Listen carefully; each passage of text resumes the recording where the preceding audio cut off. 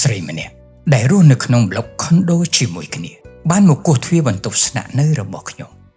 ពេលឃើញខ្ញុំបើកទ្វារស្រីសួរមកកាន់ខ្ញុំថាក្មួយមានត្រូវការទិញផ្ទះទេត្រូវការលក់ផ្ទះរបស់ខ្ញុំហាក់មានភាពស្រឡាំងកាន់ហើយក៏ប្រញាប់តបទៅកាន់គាត់ថាលោកខ្ញុំមានផ្ទះនេះសម្រាប់រស់នៅហើយខ្ញុំមិនត្រូវការទិញទៀតទេស្រីនិយាយបន្តបើសិនជាក្មួយសម្រេចថាទិញផ្ទះរបស់នឹងមិនយកប្រាក់របស់ក្មួយសូម្បីតែមួយរៀលប៉ុន្តែក្មួយត្រូវយល់ព្រមនឹងនៅលក្ខខណ្ឌមួយស្ដាប់ដល់ចំណុចនេះខ្ញុំហាក់ដូចជាមិនជឿនៅត្រចៀកខ្លួនឯងថាលើលោកនេះមានរឿងចម្លែកដូចនេះកើតឡើងមែនទេប៉ុន្តែសម្ដីរបស់ស្រីហាក់បង្កប់នូវភាពពិតប្រាកដនិងច្បាស់លាស់ជាមួយនឹងក្រសែភ្នែកដែលពោពេញទៅដោយភាពសោកសៅខ្ញុំព្យាយាមសង្កត់ចិត្តដែលសង្ស័យហើយនិយាយទៅកាន់គាត់ថាស្រីមានប្រសាសន៍មកចុះបើសិនជាខ្ញុំអាចធ្វើបានខ្ញុំនឹងជួយដល់គាត់សម្លឹងចំមកខ្ញុំហើយនិយាយចាប់ពីថ្ងៃស្អែកទៅនៅពេលដែលក្មួយចេញទៅធ្វើការចុះក្រោមឆ្លងកាត់បន្ទប់ក្មួយគ្រាន់តែគោះទ្វារបើសិនជាលឺឆ្លើយតបក្មួយធ្វើដំណើរបន្តទៀតចុះផ្ទុយទៅវិញបើពុំបានលឺសំឡេងឆ្លើយតបរបស់ទេក្មួយប្រញាប់ទូរស័ព្ទទៅប្រាប់ពួកកូនរបស់ផងហើយប្រសិនណាបើពួកគេមិនមករកទេក្មួយមេត្តាជួយយកទៅដាក់នៅកន្លែងមួយជាចុងក្រោយផងស្ដាប់ប្រសាសន៍របស់គាត់ចប់ធ្វើឲ្យដួងចិត្តខ្ញុំហាក់បីដូចជាត្រូវបានគេច្របាច់ឲ្យខ្លោចផ្សាពុំអាចនឹងវាស់ស្មានបានវាមិនមែនជាសំណុំពរដែលសាមញ្ញឡើយតែវាជាការកំណត់នៅអាយុជីវិតដ៏កំសត់មួយដែលរកស្មានមិនត្រូវចិត្តខ្ញុំហាក់រារែងពុំដឹងជាទទួលយកនៅសំណុំពរដ៏ចម្លែកនេះបានឬក៏ទេប៉ុន្តែនៅពេលដែលសម្លឹងឃើញក្រសែភ្នែកដ៏សោកសៅនិងគួរឲ្យអាណិតរបស់គាត់ខ្ញុំក៏ងក់ក្បាលយល់ព្រមខ្ញុំបានអញ្ជើញស្រីចូលមកក្នុងផ្ទះហើយក៏បានជូនទឹកមួយដបទៅពិសាដៃទាំងពីររបស់គាត់ញ័រតិចៗនៅពេលដែលគាត់លើកដបទឹកឡើងធ្វើឲ្យចិត្តខ្ញុំកាន់តែអាណិតគាត់ទ្វេដងក្រោយពីការជជែកលេងរួចមកទើបខ្ញុំបានដឹងថាស្រីមានប្រជញ្ញ86ឆ្នាំហើយទាំងស្រីនិងប្រុសសុទ្ធតែជាគ្រូបង្រៀនដែលចូលនិវត្តន៍កូនប្រុសច្បងរបស់គាត់រស់នៅប្រទេសកាណាដាចំណែកឯកូនស្រីពៅមានប្តីទៅរស់នៅប្រទេសអាមេរិកនៅពេលដែលកូនទៅរស់នៅបរទេសអស់ស្រីរស់នៅអាស្រ័យជាមួយប្រុសប៉ុន្តែឆ្នាំទៅមិញប្រុសបានលាចាកលោកនេះទៅបន្សល់ទុកឲ្យគាត់នៅតែម្នាក់ឯងគាត់បានប្រាប់ខ្ញុំថាកូនរបស់គាត់មិនបានមកជួបគាត់ជាច្រើនឆ្នាំមកហើយផ្ទះដែលនៅឯស្រុកកំណើតក៏បានលក់ទីបំផុតគាត់បែរជាមករស់នៅក្នុងផ្ទះនេះតែម្នាក់ឯងគាត់ដកដង្ហើមធំនិយាយថាបើសិនជាពួកកូនមិនឆ្លាតមិនពូកែមិនដឹងជាល្អយ៉ាងណានោះទេព្រោះពួកវាមិនបានទៅរស់នៅបរទេសយ៉ាងហោចណាស់ក៏ពួកវាមកលេខក្នុងមួយឆ្នាំបាន3ទៅ4ដងដែរឬប្រសាសន៍របស់គាត់ធ្វើឲ្យអារម្មណ៍ខ្ញុំហាក់បីដូចជារួមកាន់តែតូចគាត់មិនបន្ទោសកូនរបស់គាត់ទេតែគាត់តូចចិត្តនឹងវាសនាដ៏កំសត់ដែលត្រូវរស់នៅឯកោតែម្នាក់ឯងផ្ទះទោះបីជាធំទូលាយនិងស្អាតប្រណិតប៉ុណ្ណាក៏ពុំអាចប្រៀបបាននឹងភាពកក់ក្ដៅចេញពីក្តីស្រឡាញ់ដែលមាននៅក្នុងគ្រួសារឡើយថ្ងៃបន្តបន្ទាប់មកទៀតនៅរាល់ពេលចេញពីផ្ទះខ្ញុំតែងតែទៅគោះទ្វារផ្ទះស្រីដែលស្ថិតនៅជាន់ខាងក្រោមផ្ទះខ្ញុំនៅពេលដែលមានសម្លេងឆ្លើយតបរបស់គាត់ទើបខ្ញុំមានទំនុកចិត្តនឹងទៅធ្វើការ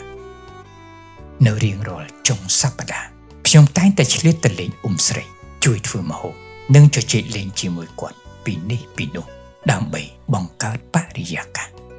ស្រីហាក់មានភាពរីករាយខុសប្លែកពីមុនច្រើនវាអាចជាពេលវេលាដែលធ្វើឲ្យគាត់បានជួបនូវភាពរីករាយនិងសុភមង្គល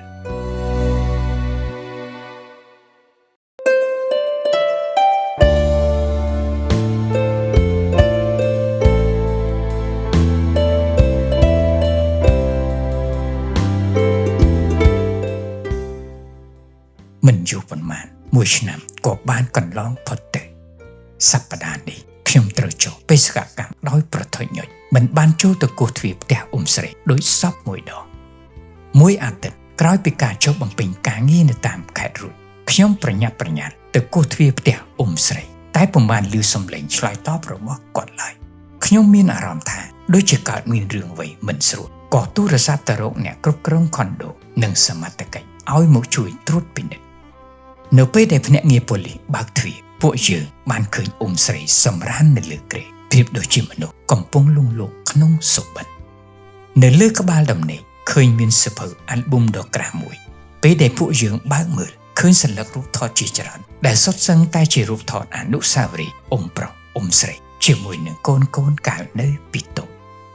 ក្រោយពីបានធ្វើកសលវិច័យបានឲ្យដឹងថាស្រីបានស្លាប់មុននេះចំនួន2ថ្ងៃដោយសារជំងឺបេះដូងអារម្មណ៍ខ្ញុំហាក់មានការឈឺចាប់យ៉ាងខ្លាំងមុននេះប៉ុន្មានថ្ងៃស្រីនៅស្រដីប្រាប់ខ្ញុំថាខែនេះជាខែរងាហើយចេញក្រៅកុំភ្លេចពាក់អាវឲ្យបានក្រាស់ផងណាក្មួយស្រីបានធ្វើដំណើរទៅដោយស្ងៀមស្ងាត់ហាក់បីដូចជាពិភពលោកនេះគ្មានវត្តមានរបស់ស្រីដូច្នេះដែរក្រោយមកខ្ញុំក៏បានទូរស័ព្ទទៅប្រាប់កូនទាំងពីររបស់គាត់តែពួកគេក៏មិនអាចមកជួបគាត់បានដែរក្នុងពិធីបុណ្យសពនិងដង្ហែគាត់ទៅកាន់ទីកន្លែងចុងក្រោយមានតែមនុស្សប៉ុន្មាននាក់តែប៉ុណ្ណោះដែលបានជូនដំណើរហាក់បីដូចជាខ្សែជីវិតរបស់គាត់បានរសាត់អណ្ដែតតាមពេលវេលាដោយពុំបានទុកដានឬក៏ស្នាមអ្វីឡើយខ្ញុំគិតថាមនុស្សម្នាក់ដែលស្លូតបូតនិងគួរឲ្យគោរពដោយស្រីហេតុអ្វីក៏ធ្វើដំណើរទៅវិញដោយភាពឯកោបែបនេះក្រោយពេលដែលប្រពៃពិធីបានបញ្ចប់ខ្ញុំឈរសិញ្ជប់សិញ្ជឹងក្នុងផ្ទះរបស់គាត់ទើបខ្ញុំយល់ពីអត្ថន័យនៃប្រសាសន៍របស់គាត់ដែលនិយាយថាបើសិនជាពួកកូនមិនពូកែមិនឆ្លាតមិនដឹងជាល្អយ៉ាងណានោះទេគាត់មិនមែនមិនចង់ឲ្យកូនមានអនាគតល្អនោះឡើយតែគាត់ចង់ឲ្យមានសម្លេងគោះទ្វារសម្លេងនិយាយឆ្លងឆ្លើយនិងមានអ្នកស្ដាប់នៅសម្លេងរបស់គាត់នាពេលដែលគាត់ចាស់ជរាសូមផ្ញើជាសារសម្រាប់មនុស្សជាទីស្រឡាញ់ចូលអ្នកឆ្លៀតយកពេលវេលាដើម្បីមកសួរសុខទុក្ខនិងជជែកលេងជាមួយអ្នកមានគុណព្រោះមានថ្ងៃណាមួយអ្នកនឹងបានយល់ថាឪពុកម្ដាយគឺជាអ្នកដែលទទួលបាននៅពេលវេលាតិចបំផុតពីរូបអ្នកតែពួកគាត់គឺជាអ្នកដែលស្រឡាញ់ពួកអ្នកដោយគ្មានដែនកំណត់